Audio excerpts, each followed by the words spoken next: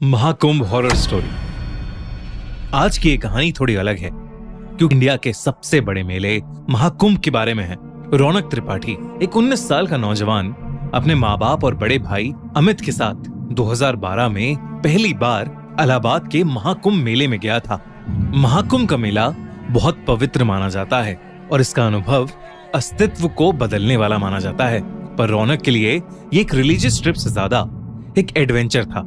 उसने अपनी दादी से कई बार सुना था कि यहाँ देव और असुर दोनों के किस्से छुपे हुए हैं और महाकुंभ के समय संगम का पानी अपने अंदर एक अलग सी शक्ति समेट लेता है। रौनक अपने परिवार के साथ संगम के पानी में स्नान करने पहुंचा तो उसने देखा कि वहां हर तरफ लोग मंत्रों का उच्चारण कर रहे हैं और हवा में धूप की सुगंध है। स्नान करते वक्त रौनक ने एक अजीब सी गर्मी महसूस की, जैसे उसके आसपास का पानी उबल रहा हो। उसने ये बात अपने भाई अमित को बताई, लेकिन अमित ने हंस के बोला, ये तेरी इमेजिनेशन है रौनक, संगम का पानी पवित्र होता है। लेकिन रौनक का मन बेचैन होने लगा था। शाम के वक्त पूरे परिवार ने मेले में घूमने का प्लान बनाया। हर तरफ साधु और संतों की भीड़ थी। महाकुंभ के पूरे मेले में बड़े बड़े स्टॉल्स लगे हुए थे। तभी रौनक की नजर एक अलग से दिखने वाले साधु पर पड़ी, जो एक कोने में बैठा था। उसका चेहरा आसमान की तरफ था, आंखें सफेद जैसे दूध की हों और उसके होठ कुछ अनजान शब्दों का जाप कर रहे थे। रौनक एकदम से उसकी तरफ खिंचा चला गया। रौनक ने अमित से कहा, अमित चलो देखते हैं ये बाबा क्या कर रहा है। वो साधु अपने ध्यान में लीन था और अमित ने रौनक को बोला कि उसे तंग करके उसकी भक्ति को भंग नहीं करना चाहिए। लेकिन रौनक ने अमित की नहीं सुनी और वो बाबा की तरफ चलने लगा। बाबा के पास पहुंचते ही उसने देखा कि वो बाबा अब भी अपने ध्यान में ही लीन थे। उसने उन्हें 2-3 बार आवाज लगाई, पर उन्होंने कोई भी जवाब नहीं दिया। फिर मजाक के तौर पर रौनक ने पास से एक लकड़ी उठाई और बाबा को उस डंडी के तीखे कोने से छुआ। बाबा की आंखें एकदम से खुली और रौनक की ओर गईं। रौनक को लगा कि बाबा शायद उससे गुस्सा हो गए हैं, पर उन्होंने मुस्कुराते हुए रौनक को देखा और कहा, आ गया तू, तेरा ही इंतजार था। रौनक एकदम से थोड़ा घबरा गया। आप मुझे जानते हो बाबा? इस बात का कोई जवाब बाबा ने नहीं दिया, बस उन्होंने अपने गले से एक माला निकाली और रौनक के हाथ में रख दी। बाबा ने कहा, ये ले और रात को ये माला पहनकर सो जाना, कल तुझे सारे जवाब मिलेंगे। रौनक ने बिना कुछ सोचे उस बाबा से वो माला ले ली और वापस अपने परिवार के पास आ गया। उस रात रौनक ने माला पहनकर सोना शुरू किया। जैसे ही उसने अपनी आंखें बंद की, उसके सपने एकदम अजीब और खौफनाक हो गए।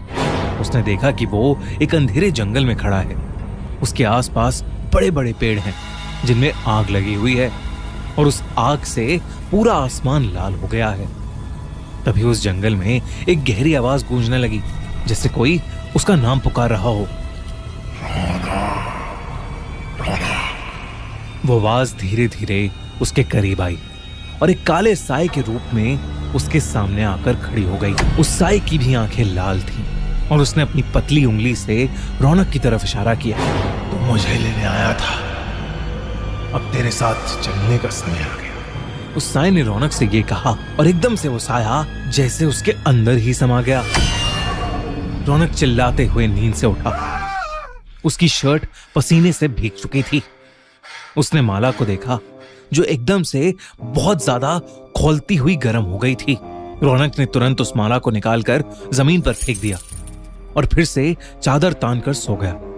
अगले कुछ दिनों में त्रिपाठी परिवार के साथ अजीब अजीब घटनाएं होने लगी, जिससे रौनक के पापा की कपड़ों की दुकान में शॉर्ट सर्किट होने की वजह से आग लग गई। उसके भाई अमित को जॉब से निकाल दिया गया और उसकी मां की तबीयत अचानक ही बेहद खराब रहने लगी। इसी बीच रौनक एक दिन अपनी अलमारी साफ कर रहा था और सफाई करते वक्त उसके होश ही उड़ गए। अलमारी के अंदर से उसे वही माला मिली जो रौनक ने कुछ दिन पहले ही फेंकी थी। उसने अपनी मम्मी से बात की तो उन्होंने बताया कि वो माला उन्होंने ही संभाल कर अलमारी में रख दी थी। अब रौनक को यकीन हो गया था कि जो कुछ भी हो रहा है वो शायद उस माला की वजह से ही हो रहा है। उसने इस बार उस माला को जाकर कचरे के डब्बे में फेंक दिया। अगले दिन रौनक अपने रूम में लैपटॉप पर कोई टीवी शो देख रहा था। तभी उसे ऐसा महसूस हुआ जैसे उसके ठीक पीछे कोई खड़ा है। रौनक ने पीछे मुड़कर देखा, पर वहां कोई नहीं था। लेकिन जैसे ही रौनक ने वापस मुड़कर देखा, उसके कमरे के एक कोने में वही लाल आंखों वाला काला साया खड़ा था जो रौनक के सपने में आया था। उसे देखकर रौनक इतना डर गया था कि उसकी आवाज ही नहीं निकल रही थी। वो काला साया धीरे धीरे रौनक के करीब आया और बोला, संगम, वापस आ जा। रौनक चिल्लाते हुए अपने भाई के रूम में भागा और घबराते हुए अमित से बोला, अमित, वो साया वापस आ गया है और वो मुझे संगम बुला रहा है। अमित को रौनक की बात समझ नहीं आई। उसने उसे समझाया कि ये सब रौनक का वहम है और वो उसे कल सुबह मंदिर ले जाएगा, जिससे शायद उसका डर दूर हो जाएगा। पर रौनक उस रात सहम गया था। अगले दिन सुबह वो बिना किसी को बताए बस में बैठकर इलाहाबाद के लिए निकल गया। बस रात को चाय पीने के लिए रुकी। चाय पीकर जैसे ही रौनक ने वॉलेट निकालने के लिए अपना बैग खोला, उसकी रूह कांप गई। रौनक के बैग में वही माला पड़ी हुई थी। रौनक ने एक लंबी सांस ली और खुद को समझाया कि वो महाकुंभ जाकर उसी बाबा से मिलेगा और सब कुछ ठीक कर लेगा। और वो पैसे देकर बस में जाकर बैठ गया। पूरे सफर में रौनक को महसूस होता रहा कि वो काला साया कहीं ना कहीं उसी के साथ है, बिल्कुल उसके करीब। अगली सुबह महाकुंभ पहुंचकर रौनक सीधा भागकर उस मेले में उस बाबा को ढूंढने लगा। और जैसे ही वो बाबा उसे दिखे, वो उनके चरणों में जा गिरा और फूट फूट कर रोने लगा। उस बाबा ने गुस्से में उससे कहा, मूर्ख, अब क्यों आया है मेरे पास? तूने एक साधु की आराधना भंग की थी, अब तू उसका दंड भुगत। रौनक के आंसू रुक ही नहीं रहे थे और वो अपनी गलती समझ गया था। उसने उस साधु से रो रो कर माफी मांगी।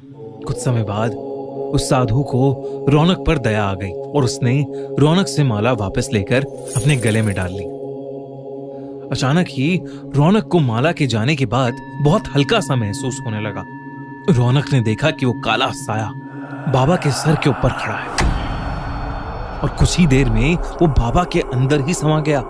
उस दिन रौनक ने एक बार फिर महाकुंभ में स्नान लिया और वो समझ गया कि कभी किसी भक्ति में लीन साधु को डिस्टर्ब नहीं करना चाहिए। घर आकर उसने सब कुछ अपने परिवार को बताया। धीरे धीरे उसके